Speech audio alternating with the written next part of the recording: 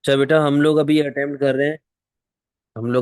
कर रहे हैं अक्टूबर नवंबर 23 पेपर 22। ठीक है, 2023 का अक्टूबर नवंबर वाला क्वेश्चन हम लोग कर रहे हैं। Sports safety equipment.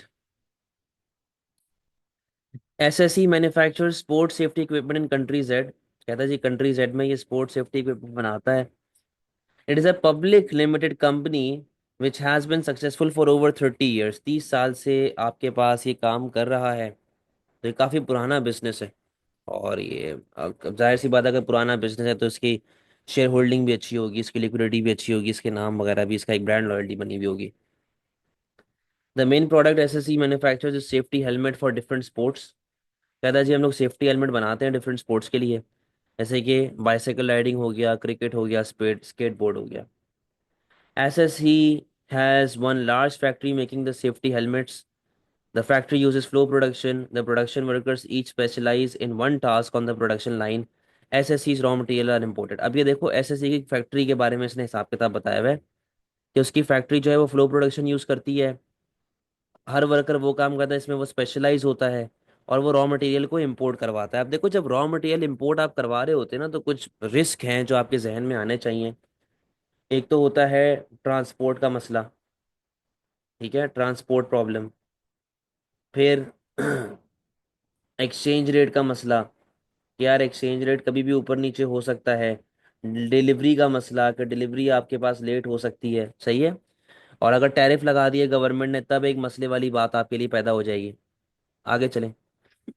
SSE sells its helmets in several other countries and is planning to expand into many more.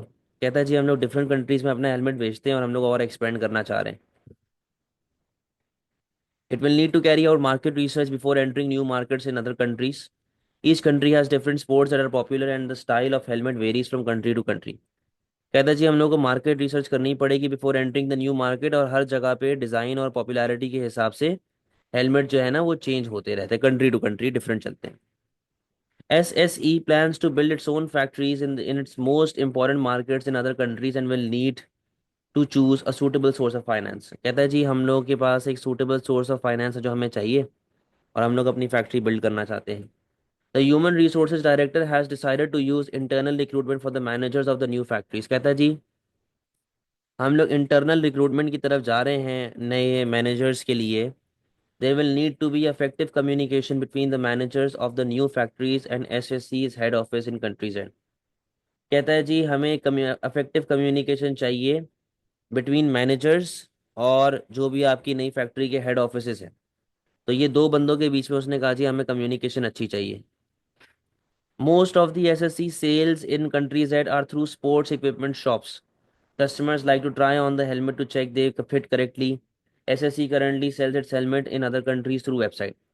कहता है जी एसएससी जो कंट्री जेड के अंदर है, उसका मेजोरिटी हेलमेट बिकता है कहाँ से? स्पोर्ट्स इक्विपमेंट की दुकान से।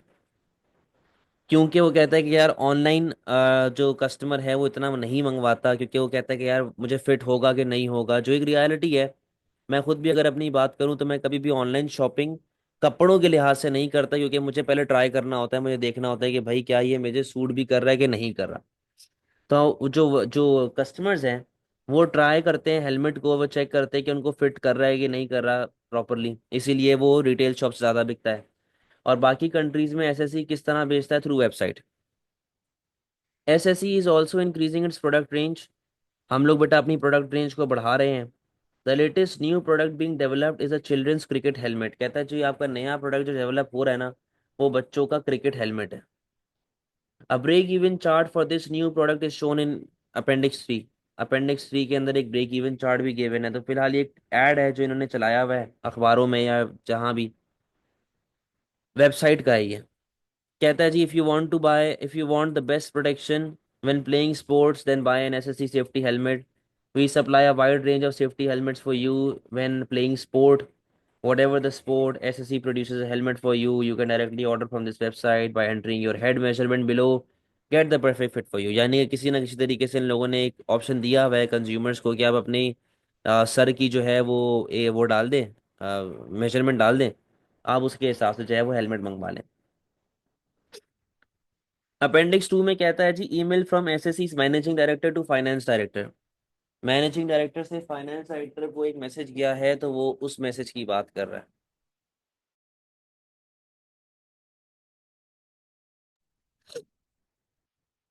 To finance director from managing director 1 सितंबर 2023 डिमांड फॉर एसएससीज प्रोडक्ट्स। कहता है जी, डिमांड फॉर एसएससीज product in country Z is forecast to increase. कहता है हमें ऐसा नजर आ रहा है कि जो कंट्री जेड के अंदर आपका प्रोडक्ट है उसकी डिमांड बढ़ने वाली है। ठीक है, forecast to increase. Our government has imposed import tariffs on safety helmets, we may be able to increase our prices. अब देखो क्या कह रहा है कि हमारी गवर्नमेंट ने दूसरे जो आते हैं ना हेलमेट्स, उनके ऊपर टैरिफ लगा दिया। सही है। We may be able to increase our prices. तो जब जाहिर वो, अब देखो हम तो रॉ मटेरियल मंगवाते थे ना बाहर से।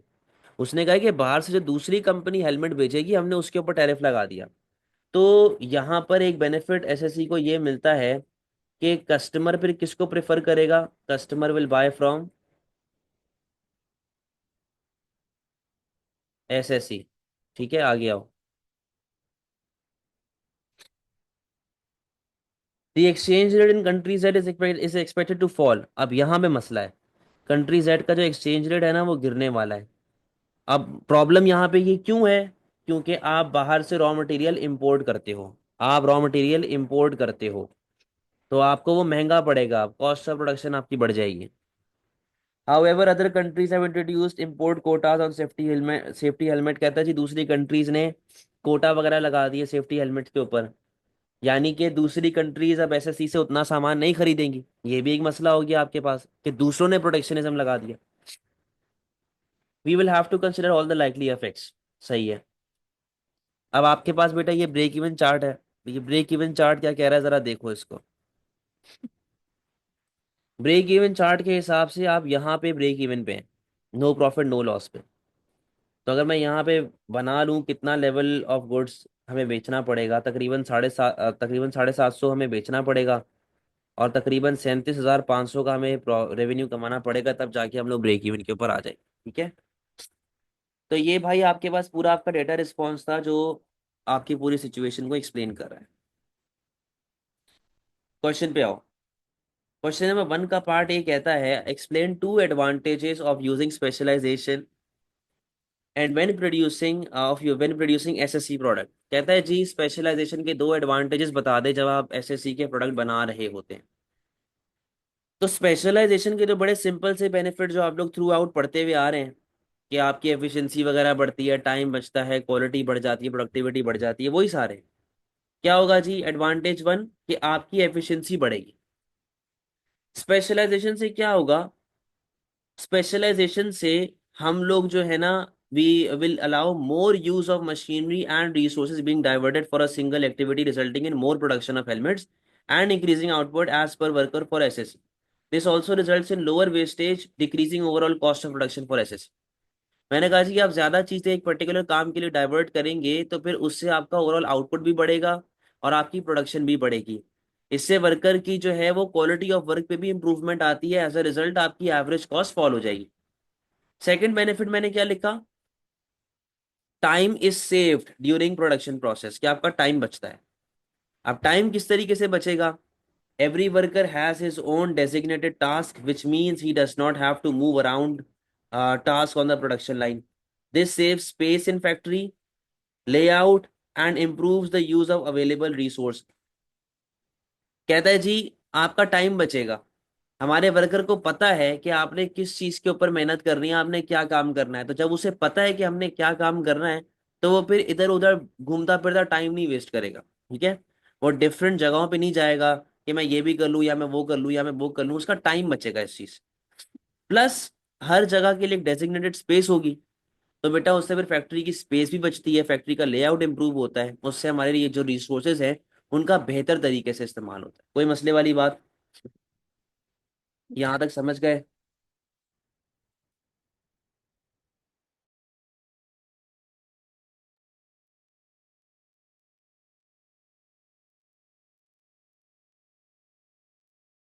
आगे आओ। Question number 2।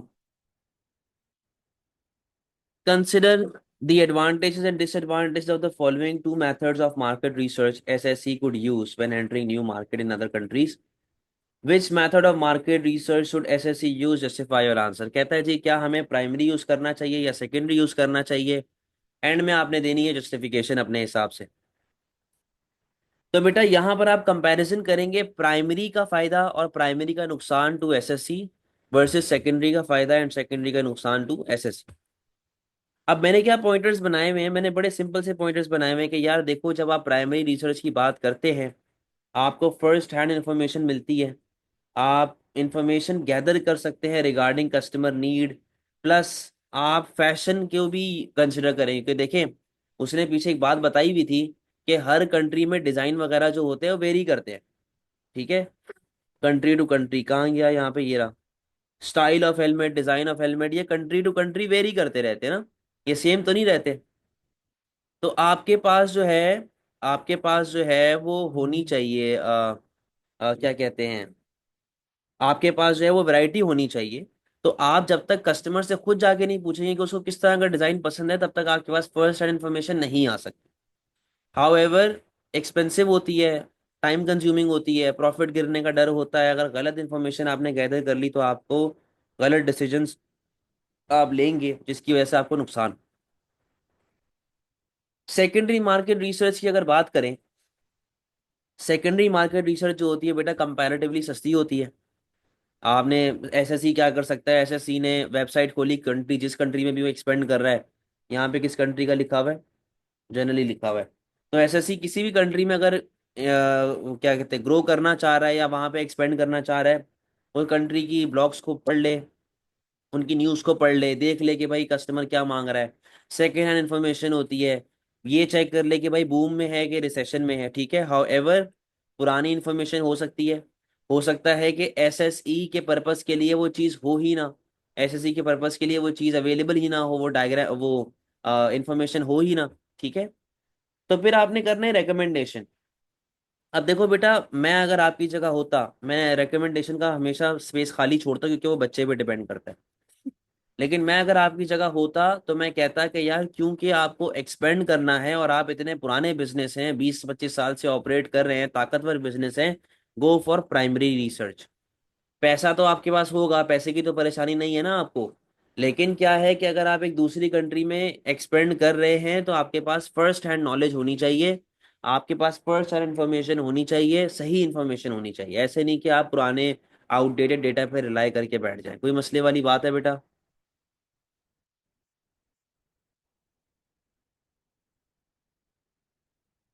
क्लियर है?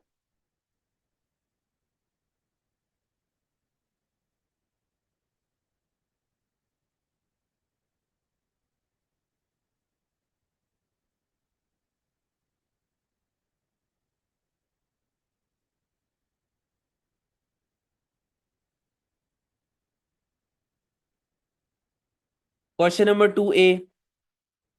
Explain four factors a business should consider when choosing which source of finance to use for expansion.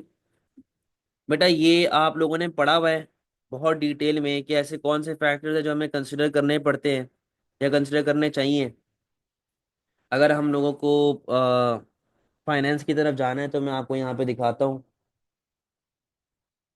Notes के अंदर ही ताकि आपको मिल जाए वो चीज़। ये रहे कि आपको कितने अरसे के लिए लोन चाहिए, आपको लोन लेने का पर्पस क्या है, आपको कितना लोन चाहिए, लीगल फॉर्म एंड साइज क्या है, कंट्रोल क्या है, रिस्क और गेयरिंग वगैरह क्या है। ये चीज़ें बेटा नोट्स के अंदर ऑलरेडी आपको लिख के दी हुई है, टाइम, अमाउंट, पर्पस वगैरह, कॉस्ट है, ये सारी चीज़ें नोट्स में ऑलरेडी आपके पास गिवन है। तो आपने उसके हिसाब से बेटा यहाँ पे बातें लिखनी है। अब जैसे मैं यहाँ पे लिखूँ जी टाइम की बात कर लेते चलो। अब ये एसएससी के साथ तो लिंक नहीं हो रहा है, जनरल क्वेश्चन है, तो बस आपने यहीं से यही वाली एक्सप्लेनेशन देनी है जो आपके पास यहाँ पे लिखी हुई है। सही है। अगले क्वेश्चन पे आए। Consider the advantages and disadvantages of the following two options for SSC to distribute its product into the new market in other countries. Which option should SSC choose? Justify your answer. पहला option है कि sell direct to customer using website, और दूसरा है कि retailers को आप दें और वो रिटेलर्स आगे बेचेंगे। अब देखो बेटा यहाँ पे बेनिफिट्स एंड ड्रॉबैक्स दोनों लिखे हुए हैं। पहला है डायरेक्टली टू वेबसाइट। अब डायरेक्टली आप वेबसाइट से जब सामान बेचना शुरू करते हैं तो बेटा आपको फायदा ये होता है, कॉस्ट बच जाती है, कॉस्ट सेविंग एडवांटेजेस आपको मिलते हैं। बीच में कोई और तीसरा बंदा इन्वॉल्व नहीं होगा तो फिर प्राइस, फाइनल प्राइस पे इतना अफेक्ट नहीं पड़ता। आप डायरेक्टली कस्टमर से फीडबैक ले सकते हैं, एसएससी डायरेक्टली कस्टमर से फीडबैक ले सकता है क्योंकि वो डायरेक्टली कस्टमर को सेल कर रहे हैं, सही है।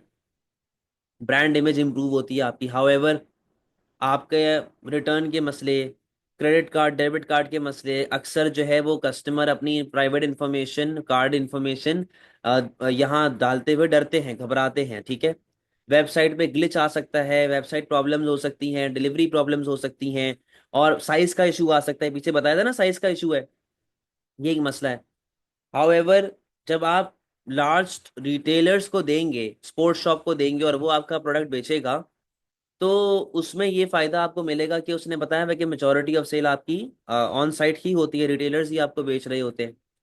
स्पोर्ट्स इक्विपमेंट शॉप जो है वहां पे आप बेचते हैं, जैसे क्रिकेट वगैरह के आपने हेलमेट बेचे, बाइसाइकिल के बेचे, बल्क बाइंग आपने कर ली, उनको बेचा। हाउएवर रिटेलर अपना प्रॉफिट भी लेगा, जब वो अपना प्रॉफिट लेगा तो फिर फाइनल प्राइस एसएससी के हेलमेट की बढ़ जाएगी। और कस्टमर के साथ एसएससी का कोई डायरेक्ट लिंक नहीं रहेगा तो कस्टमर डायरेक्टली एसएससी को अपना फीडबैक भी नहीं दे सकता, सही है। रेकमेंडेशन, रेकमेंडेशन में ये है कि भाई मेरा मशवरा है, आपका अलग हो सकता है। मैं बोलूंगा भाई अगर बेचना है तो डायरेक्टली दुकानों से बेचो, लेकिन ये है कि फीडबैक फॉर्म जो है वो कस्टमर को दिए जाए ताकि वो कस्टमर से इंफॉर्मेशन भी ले सके, सही है। या जी आप दुकानों में बेचें क्योंकि आप उसको हेलमेट को ट्राई कर सकते हैं दुकान पे, आप वेबसाइट पे तो ट्राई नहीं कर सकते ना, मेजरमेंट गलत भी हो सकती है, फिर वो मसले मसाइल बहुत होते हैं रिटर्न पॉलिसी वगैरह की। तो आप जो है वो इसको फिर डायरेक्टली दुकान पे बेचें, कोई मसले वाली बात।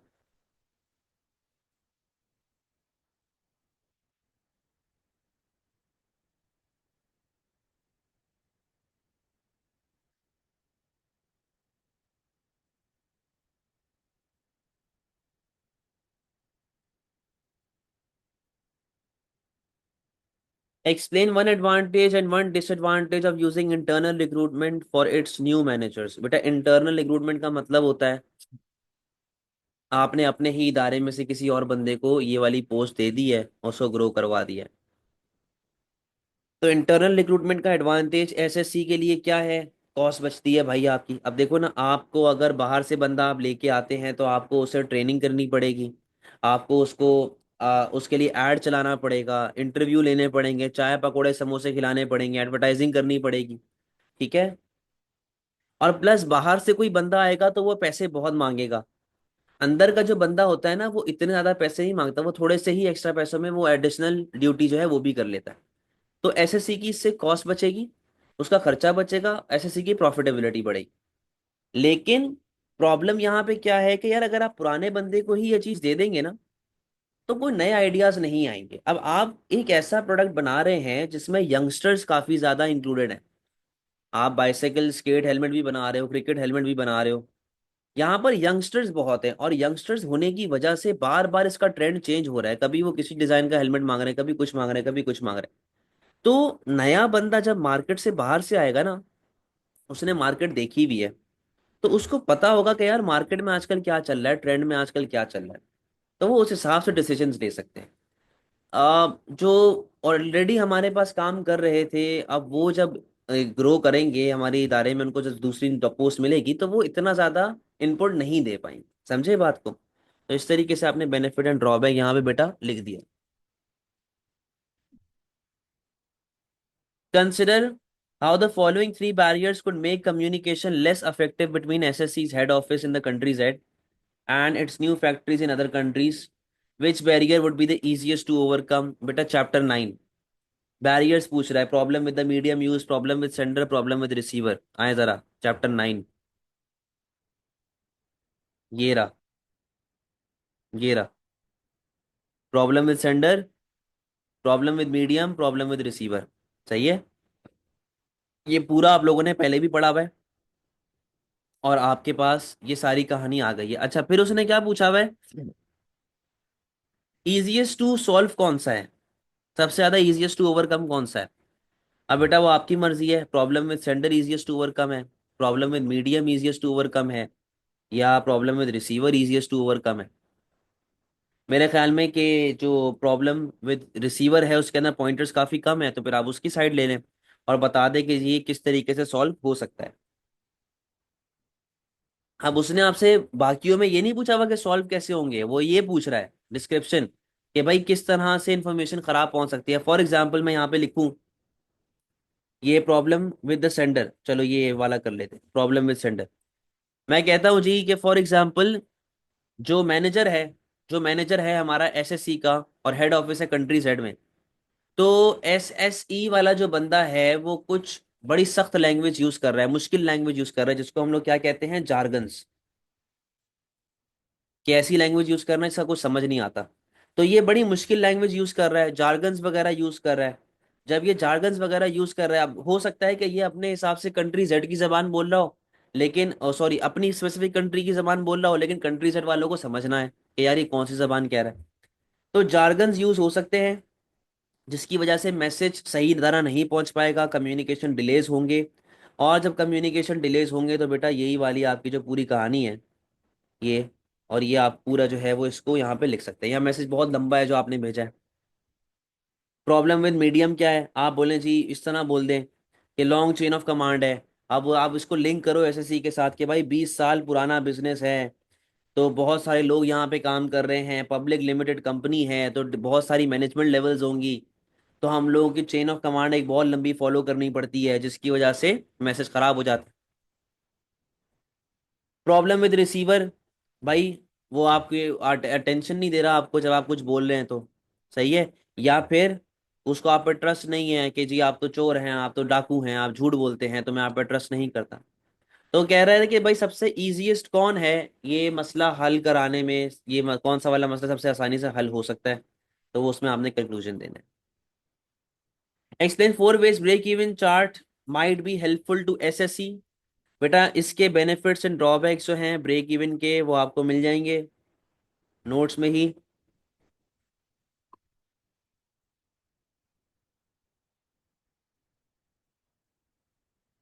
कहाँ पे है? ये रहा,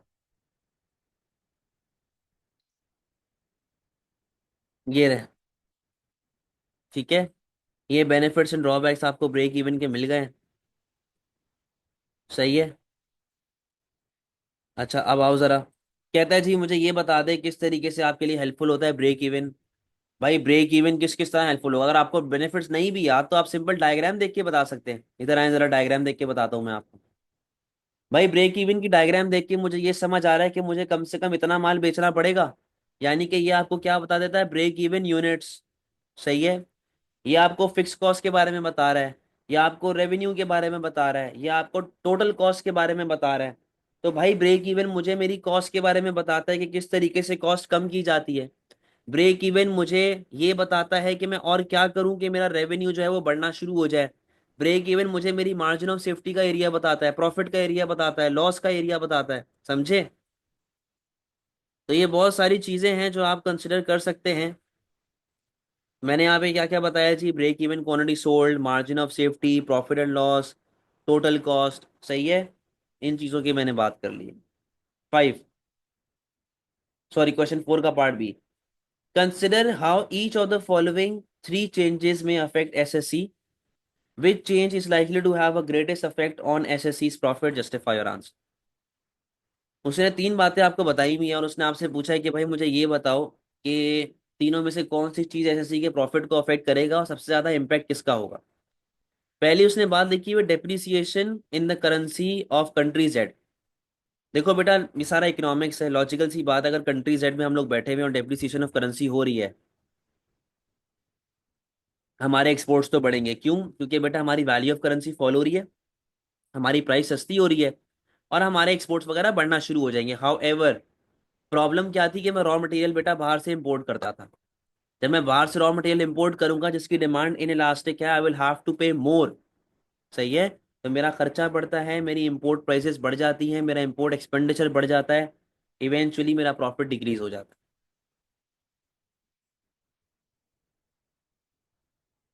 है। An import tariff introduce on sports helmet imported country, imported to countries and.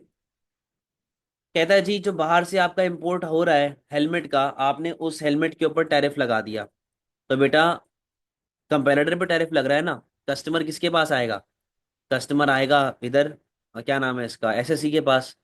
जब एसएससी के पास आएगा तो एसएससी का प्रॉफिट बढ़ना शुरू हो जाएगा।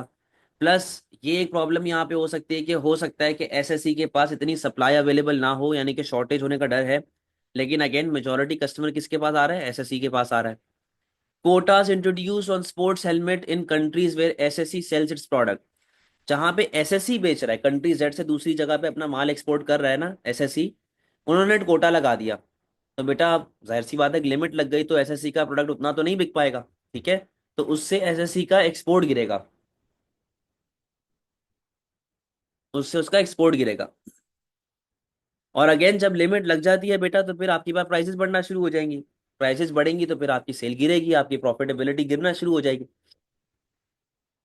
अब क्वेश्चन में उसने ये पूछा था कि किसका ग्रेटेस्ट इम्पैक्ट होगा प्रॉफिट के ऊपर। अब वो प्रॉफिट बढ़े या प्रॉफिट कम हो, उससे कोई फर्क नहीं पड़ता, आपकी मर्जी है, आपने जिसकी तरफ भी जाना है। तो बेटा आपकी मर्जी है। अब मैं यहाँ पे साइड ले लेता हूँ कि भाई टैरिफ अगर लग जाते हैं ना दूसरी कंट्रीज पे, टैरिफ लग जाते तो उसका इम्पैक्ट सबसे ज्यादा होगा और पॉजिटिव इम्पैक्ट होगा। क्यों?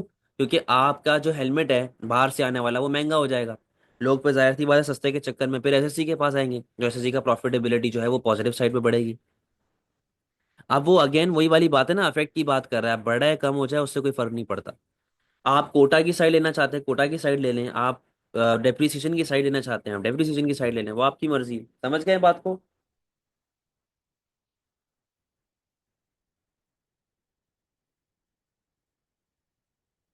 क्लियर है बेटा? चले बेटा जी, क्लास ऑफ करें, अल्लाह हाफिज।